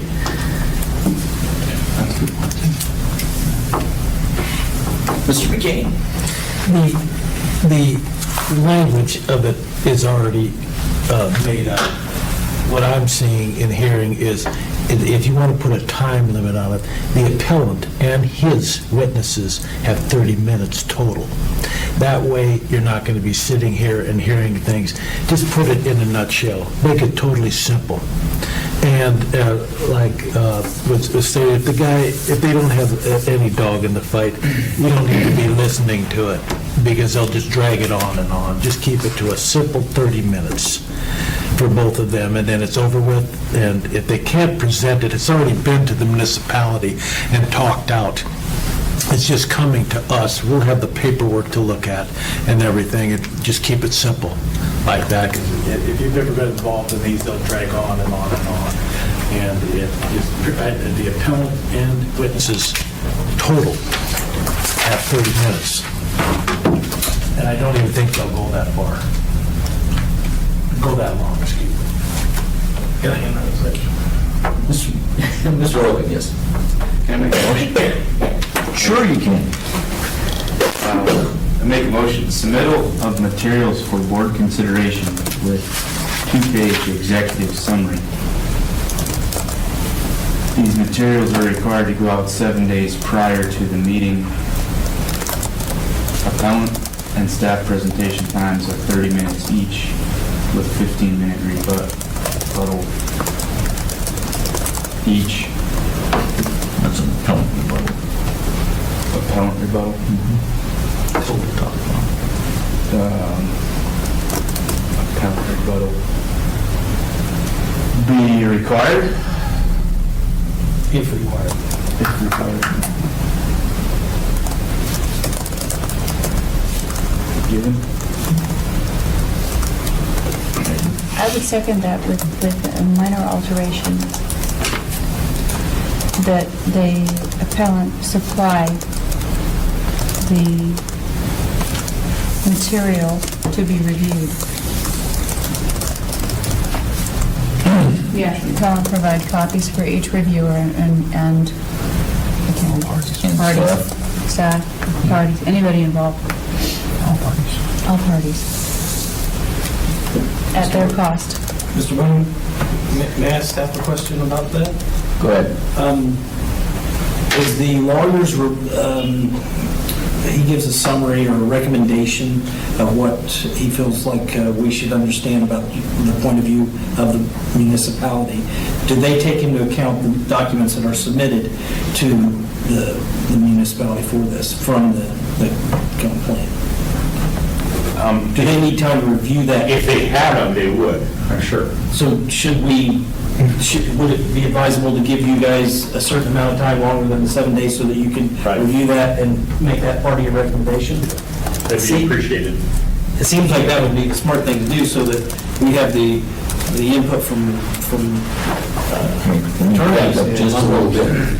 She had a second with a amendment to it. Are you agreeing? Friendly amendment. I want to summarize her, the appellant shall provide copies at his expense. At their expense. Their expense. Not Theirs, yes. hers. Hers. It's hers, theirs.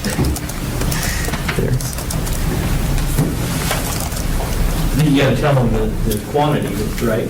For each reviewer and party, 5 copies. all Well, parties, and that may include. say each reviewer and staff, then it floats with the size of the board being presented. So Tana, you have to name the number of staff.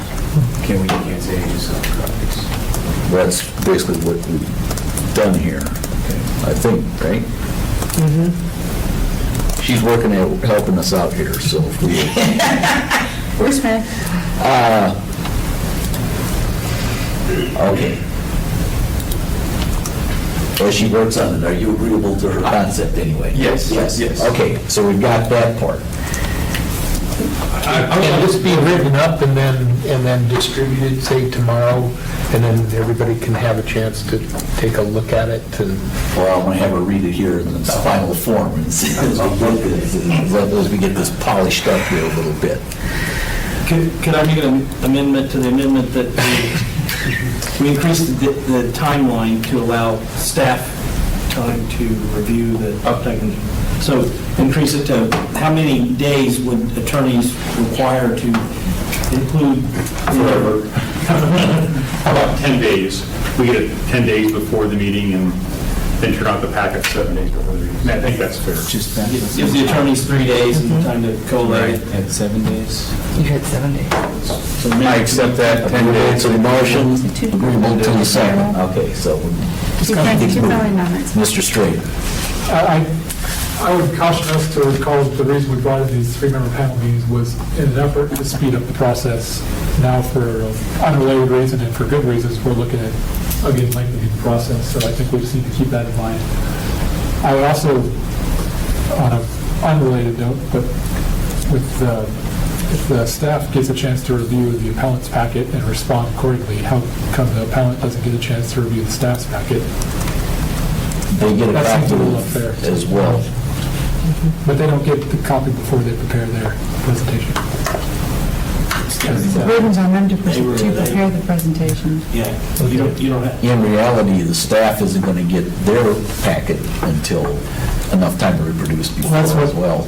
That's what the current amendment on the table is suggesting, that we're adding time so that there is adequate amount of time so that staff can review the appeal and tailor their response accordingly. Well, actually, it's so the attorney can review the appellant's information, not necessarily for staff. That's not my understanding. It's a clarification. For the attorney to give us recommendation on what their recommendation of this situation is. I mean, that's part of what they're supposed to do, I think, right? The attorneys are to give us their recommendation. We don't have to follow it, and we can make our own mind up, but they give us their recommendation. So how much time do we really need for the attorney to give us a recommendation? I mean, if he handed his recommendation to us 2 days before, the meeting, you're probably fine, so do we really need to add the 10 days? That's a good point. Mr. Chair? Mr. Fuller. I don't think we can be taking any recommendation from the attorney before the appeal meeting, and I had the exact same thought as Mr. Straight. I mean, basically, if we're requiring the appellant 10 days, that gives staff an extra 3 days to review what their case is and respond. I think we make it both 7. And if the attorney's got issues, he's going to bring that up during the appeal process, but I don't think he can be advising the panel members before the appeal hearing. I've got a question. this doesn't speak to either the appellant or the staff. This, I didn't have that language at the top. This is either 7 or 10 days before, or the materials required to go out, 7 or 10 prior to the meeting. What, that's not distinguishing either appellant or... Oh, we're getting pieces mixed up here, aren't we? There needs to be enough time, sufficient time for Right. the... Your motion was 7 days before. That comes to the board 7 days before. There's a separate thing here that wasn't in the motion that discussed how many days prior does the appellant have to get the material to the municipality. So that they can prepare it so we can review it, So, right? in reality, That's the appeal, though. That's the appeal, not the supporting information.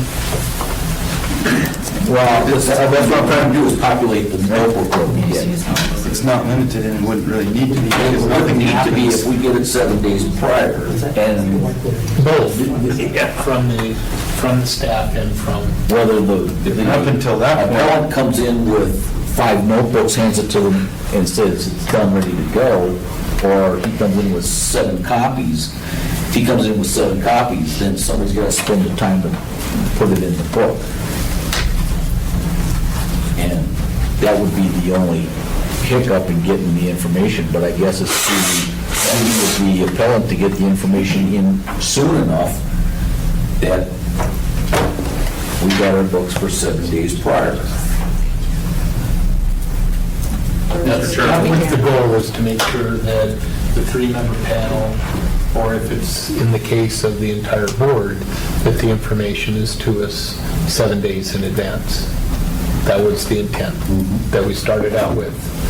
Then there was a suggestion about, having it in 3 days earlier, or 10 days, in 10 days, so that the attorney could take a look at it. Now, it's being questioned whether the attorney can actually advise us prior to that date.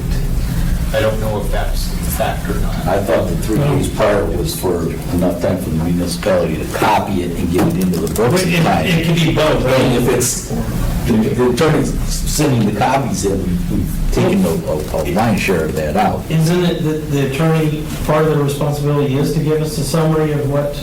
He told, it's coming back to me now, he told me he couldn't advise me on this, on the merits of the case. Because you're on the board and it's expressed. Right, I asked him, do you know these people, am I allowed to talk to them, what? He goes, I can't advise you on that matter. You're not allowed to talk to them, then you'll get your information when you get to Right, hearing. you get the same information everybody else gets. Right, and I think that's, we'll just ask the question of him, because I think that's where it's gonna go. Mr. Chair, maybe just one point of discussion here. When Person A comes in and appeals a decision, typically he's going to say, we disagree with the stop work order you placed in our project. And that's about all you're going to get. It's going to be hard for us to write a case to address his issues when that's all we've got to go on. And so because he's not going to walk in with his 1,000 pages when he makes that notice of appeal. We need to get some basis to then review what he's claiming or what the issues are. Because if we have better information what makes the appeal request, then great. But, I've looked at some of the past ones, and they're pretty short. And we want to appeal the decision on the stop work order, dealing with the drainage or whatever the case may be.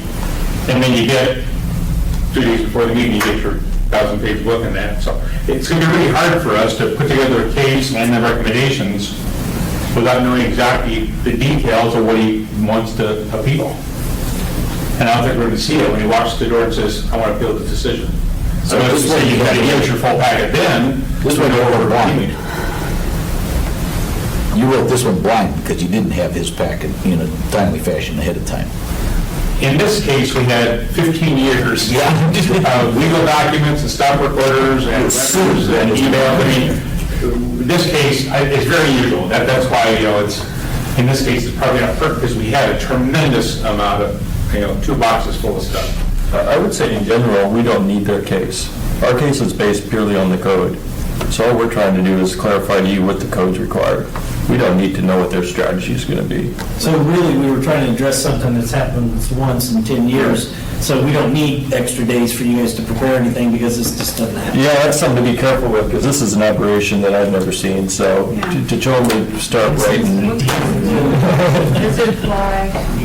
Your hand has been up for like 20 minutes, man. Mr. Straight. Kind of came up already, but I would, again, caution us that we're Discussing the We're case. getting very in-depth into how to deal with 1,000-page reports when every appeal that I've seen previously has only been about that big. Yeah. And 9 out of 10 are going to be that big. So maybe what we should be looking at is adding the ability for the chairman to have discretion to limit that, to delay the case. I think we already have that. Do we not?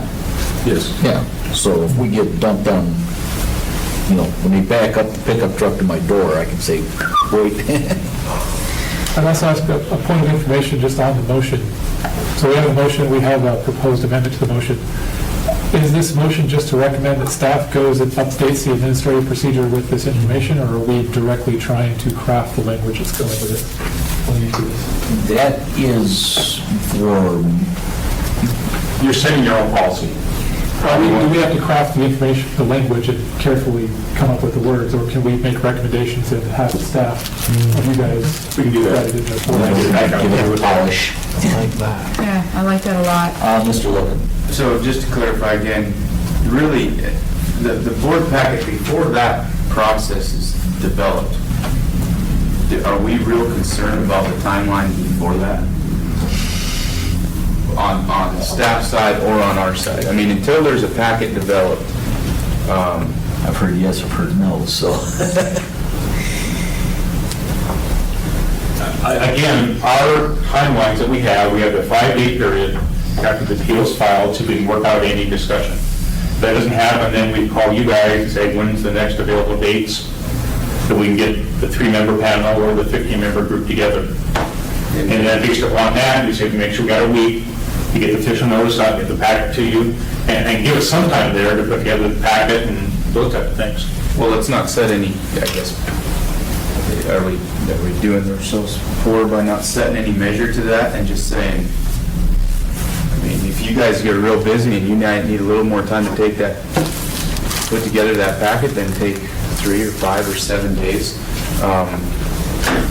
And I guess I'm still trying to get to one point where that clock starts of, I'm trying to simplify the wording here to, that we've all kind of been dancing around. So there's just one time frame that really affects us, and that's making sure we get it, the information before the meeting, which that would be our 7 or 10 days. There's in that. Did you Yeah, change it? I think I would withdraw the amendment, because if they don't need the extra time, and it just works its way through, however it works its way through, if it's normally only this thick, then this is, no sense making special rules for this once-in-a-generational thing. Mr. McKee? When we started into this, the way I understood it, that we were more or less setting guidelines for this group here. The municipality already has, again, their procedure. They have to, if they dump the truckload of paperwork onto them, that's them. Help me out, or I'm missing it. Are we concerned about a 30-page binder coming to us that we're going to go over? 400 page. A what? 400 page. A 400 page, that's coming to us. Yeah. That's the concern. Okay, that's what we're talking about. Maybe I missed something, because after their attorneys and everybody, it gets done with it, they will have the professional for the appellant, and then the municipality will have all their paperwork done. And so they should be able to funnel it all down to just a small amount of paperwork for us to look at. And then with that, 30 minutes total is enough, because it's already been talked out. So let's just simplify it, otherwise it's going to tie us up. We are not attorneys. We're just going to make a decision on the paperwork that's presented to us. You could make a motion to that. Let's have Tanner reread where we're at, so. Did you have another question here before we do? No, I just want to make sure he pays for the reproductions of the, whatever the JAG document ends up being. Let's see what we got here, see what we got, Smith. Okay. Let's see what you got. Mr. Roca motioned that the materials presented to the board have a maximum of a 2-page executive summary and turned in 7 days before the meeting. Staff and the appellant should have 30 minutes presentation each. The appellant's 15 minutes for rebuttal. Ms. O'Donnell seconded and made a friendly amendment that the appellant supply the materials to be reviewed to each reviewer and staff. At their cost. And the cost occurred, Yeah, if they're providing it, okay, got it. and the cost to be picked up or accrued by the appellant. It's not part of the filing fee. Yes, and that filing fee is it's not enough. Well, if the appellant wins, does the city pay that?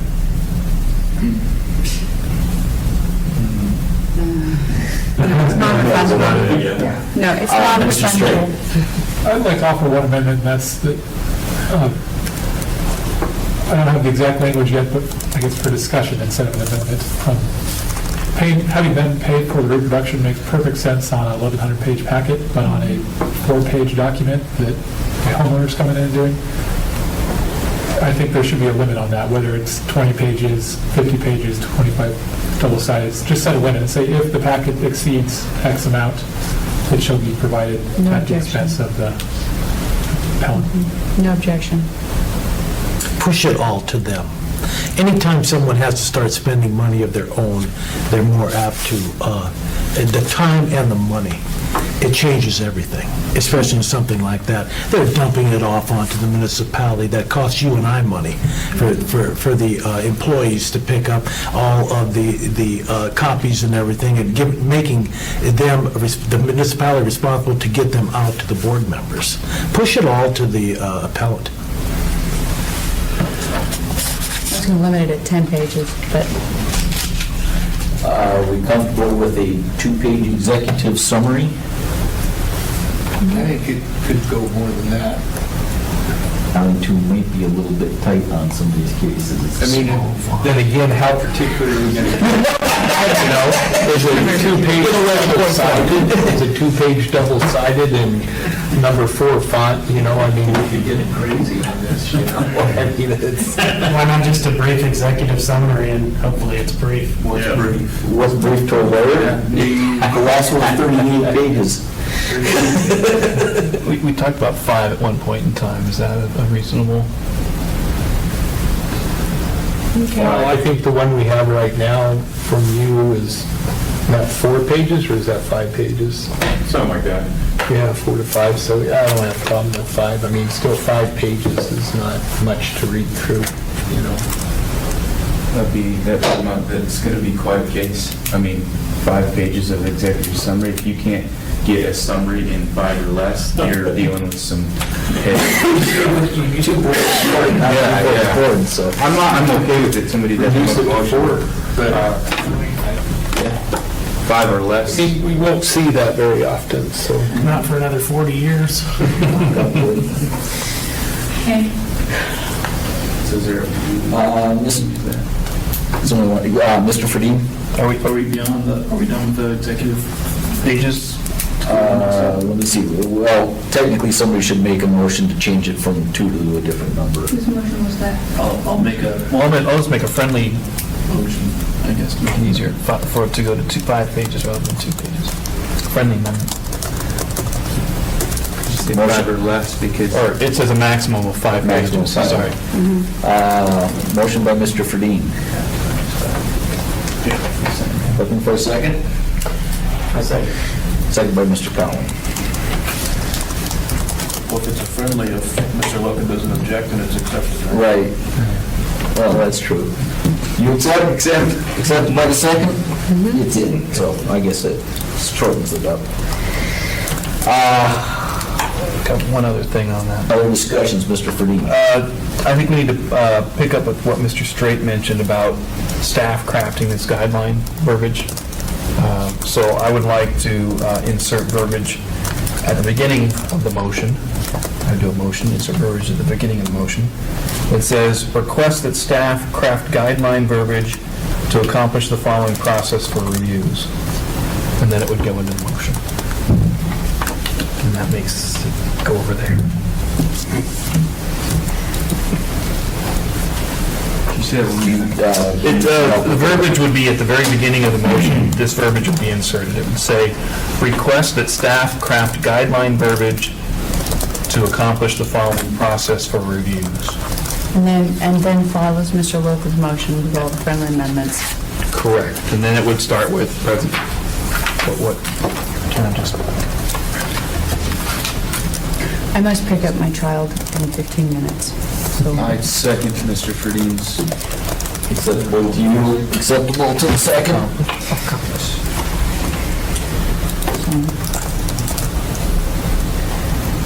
It's acceptable to both, so. Oh, okay, we'll just friendly motion. I'll change it. Okay. Any more discussion, or you want to hear what we've got crafted? As soon as you're ready. All motions aside, Mr. Ferdine said, for the beginning, at the request, what is it? At the request that staff craft guidelines verbiage to accomplish the following process for reviews. And then Mr. Logan's motion was that the materials presented to the board have a maximum of 5 pages executive summary and turned in 7 days before the meeting. Staff and the appellant shall have 30 minutes presentation each, the appellant 15 minutes for rebuttal. Ms. O'Donnell seconded and made a friendly amendment that the appellant supply the materials to be reviewed to each reviewer and staff. Question, comment, or, there needs to be language in there about the staff outline. We've given them 10 minutes for the staff outline.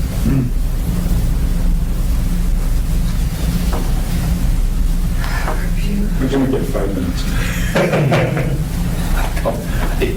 I'm just, that's item D under 2310-016. Staff outlines the case under consideration. We had indicated earlier that'd be 10 minutes. And then require appellant and witness to give their presentation first, maximum of 30 minutes.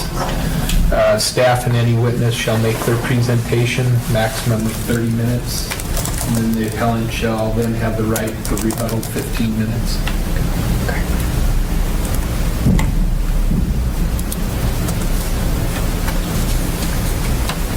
By the time it gets to us, I would recommend that we keep it, their witnesses and the appellants, and the presentation to 30 minutes total. Because it's already been, it will have all the information in front of us, and then we can move on from there. They get the total, the witnesses and the presentation 30 minutes. And then the 15-minute rebuttal. Do I need to make a motion to that, or? That's what we have. Just add it. Well, no, it actually, you're giving them more time than that. You give them a 30 and 30. Well, 30 for the appellant and their witnesses, and 30 for the staff and witnesses. And then there's... Their staff or our staff? Our staff. Okay, I stand corrected. I was hearing it. So we put together one that's clean from beginning to end, please. Make a copy. And I apologize, I was talking to 10 when you were talking about adding that 10-minute section in there. If there was actually verbiage going forward about the 10-minute introduction by staff. I was distracting 10. That's originally. It's acceptable if you, however you want to phrase it, to put it in there, 10 minutes outline, staff outline. Presentation, staff presentation.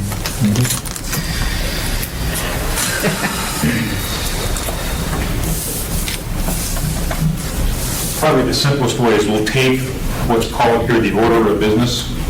And we'll make these changes inside of that where it shows the time limits and what we covered that thing, and get that back to you, so it's a nice, clean format. Okay. And that's the way I understood Craig for Dean's amendment. Yes. That's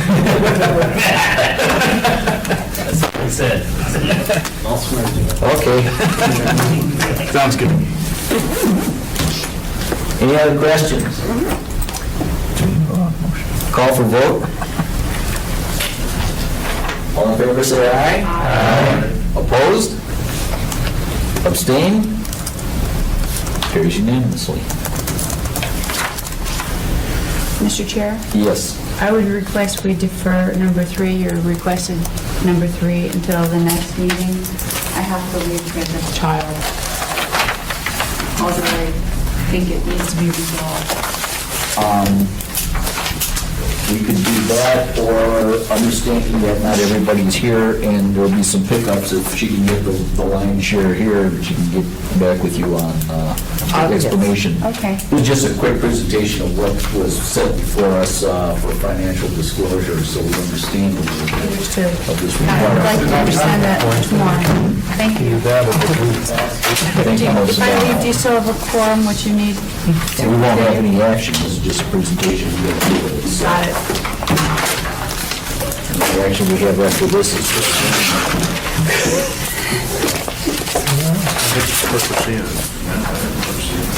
So actually, what we can do is take it out of, too late, take it out of, instead of guide on preliminary reports and, comments. It's not this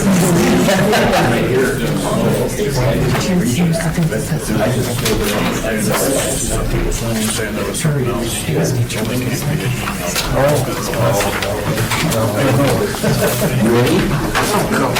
Oh, God. You know better than anybody else. We have a new person in the, for boards and commissions, Stephanie McSwain. And long story short is she seems to believe that every year board members have to fill out the disclosure statement. And so she's a wee bit behind. I only got this maybe about a week and a half ago. And so I thought I would just wait till the next meeting, which is this one, and have everybody fill it out and just give it back to me, saving you time of having to send it to the municipal clerk's office. Basically, she believes that you need to fill out a new disclosure every year at the beginning. And that may change if she moves on and with the new mayor or anything like that. That's today's rules. That's today's rules. I thought there was another form that you actually have to list out every... That's only if other things. If I had a conflict, then you'd have to, okay. Or if you're an elected official. Yeah, this isn't that bad. I was really misreading this. I was like, geez, that's pretty... Major tax returns. Yeah, it's like, oh, man. Yeah, this isn't that bad. I just don't know when I got confirmed and for when my term ends. If you don't have your book? Well, I didn't bring it with me. It's in the book. It's in the book. Okay, Mr. Callen. Mr. Callen. December 17th, 2013. Might as well just go down. Sounds like when I go. Same thing. It's like 2 meetings since then. So I'm almost, my term is ending when? Never. 16, I believe. I like Mr. Hickles' answer to this, that once you do a job twice, it's yours. In 2015, coming in October, these seats are up for reappointment. If you wish to reappoint, you just need to let us know. That is Mr. Feller, Mr. Ferdine, Ms. O'Donnell, Mr. Steele, and Mr. Field. If you don't, if you would like to do as your predecessors have before you, if you don't re-up, kind of look for somebody who could fill your seat. And if you do, thank you.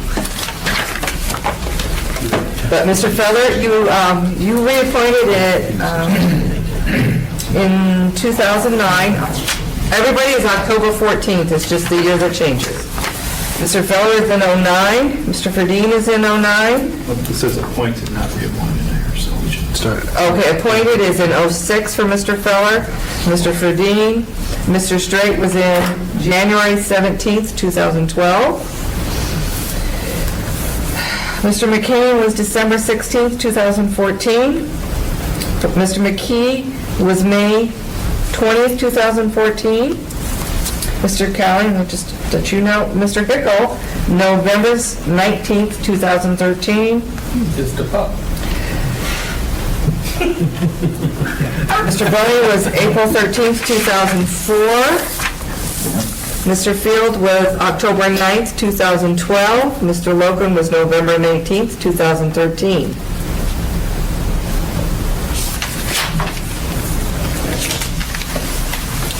And Mr. McCain. Mine says 1/13. Yes, it was December 16th, 2014. Okay, well, everybody got sworn in on the 14th. Yes, we go by, there was some mix-ups during the changeover between people, so we kind of just set it. So if I give you a copy of this, this is acceptable? Or? Yes. Okay.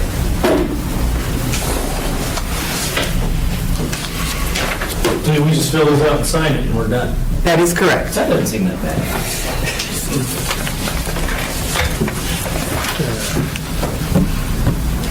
And I will get everyone else that was not here.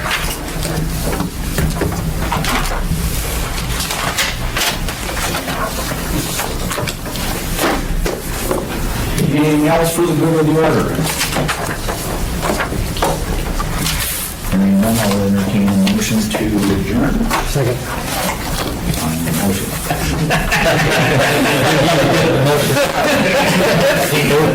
I make motion to adjourn. Moving second, stand adjourned, thank you very much.